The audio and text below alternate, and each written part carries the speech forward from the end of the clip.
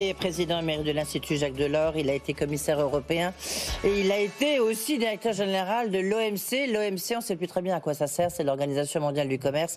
Il nous dira comment il voit les choses. Mais tout de suite, Pascal Lamy, bonsoir. Bonsoir. Merci d'être avec nous. Beaucoup de questions, évidemment. Il y a un Conseil européen pour sauver un peu l'industrie européenne face à cette menace de l'IRA, Inflation Reduction Act.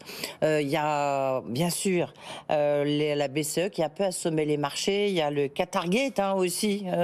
Qu'est-ce qui se passe au Parlement européen? Un mot quand même sur la décision de la Banque Centrale Européenne qui s'inquiète de l'inflation, qui voit des prévisions quand même extrêmement élevées. Et du coup, les marchés se disent, attendez, resserrement monétaire, l'inflation pourtant augmente, évidemment la croissance elle faiblit. On rentre dans une période quand même assez dangereuse et la BCE n'a pas forcément les rênes.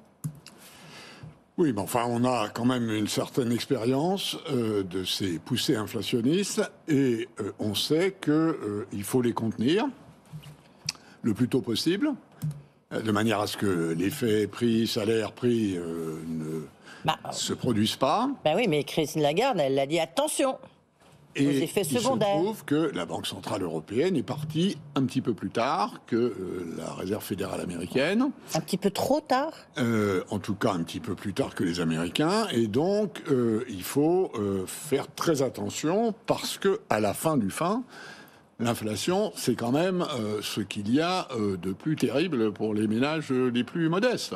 Et en Europe, ça compte. Et donc, comme l'expérience nous dit qu'on ne sait pas lutter efficacement contre l'inflation sans tempérer la croissance, et c'est donc normal que les entreprises et les marchés considèrent qu'il y aura un peu moins de croissance que prévu. Oui, mais c'est pas ça, c'est l'inflation qui fait peur. C'est-à-dire que le resserrement monétaire, il est fait quand même, puisque la croissance ne fait pas partie des objectifs de la Banque Centrale Européenne, c'est l'inflation. Ben non, visiblement... Il aura son effet si il est un peu plus resserré qu'il n'a été le cas jusqu'à présent. C'est une question de dosage. Oui, mais le dosage, est-ce qu'il vous paraît bon? Oui, c'est très difficile. Que... C'est très difficile, si vous voulez. C'est très difficile bien, vous n'êtes pas à dire. Centrale, Ce qui est clair, c'est qu'on est parti plus tard que les autres. Voilà. Oui. Le Qatargate, donc vous avez évidemment suivi ce qui se passe au Parlement européen, où vous avez passé, enfin à la Commission européenne, vous avez passé des années. Le Parlement européen qui se dit ce soir consterné par les soupçons de corruption qui pèsent sur le Qatar, mais aussi peut-être sur le Maroc, avec la vice-présidente Eva Kaili, qui était l'une des 14 que compte cette opération anticorruption, et donc qui a été déchue de son titre de vice-présidente du Parlement européen. Est-ce que c'est un peu la face cachée de l'iceberg, ou pas? Ou la face émergée, comme vous préférez?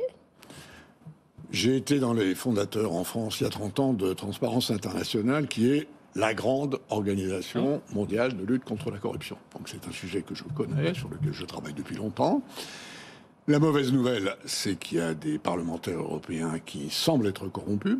La bonne nouvelle, c'est qu'ils se sont fait pincer. Et évidemment, la corruption, et je rappelle que dans la corruption, il y a le corrompu, mais il y a aussi le corrupteur. Et il faut regarder les deux côtés de la médaille. La mauvaise nouvelle, c'est qu'il y a de la corruption, ça apparaît. Encore une fois, la bonne nouvelle, c'est que ils sont surveillés, qu'on a fait attention.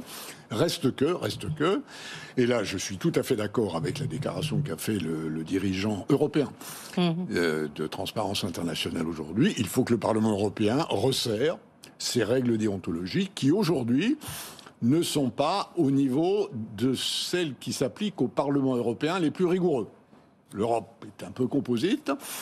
Il y a des pays où c'est très rigoureux, généralement au nord. Il y a des pays où ça l'est moins, généralement plus au sud.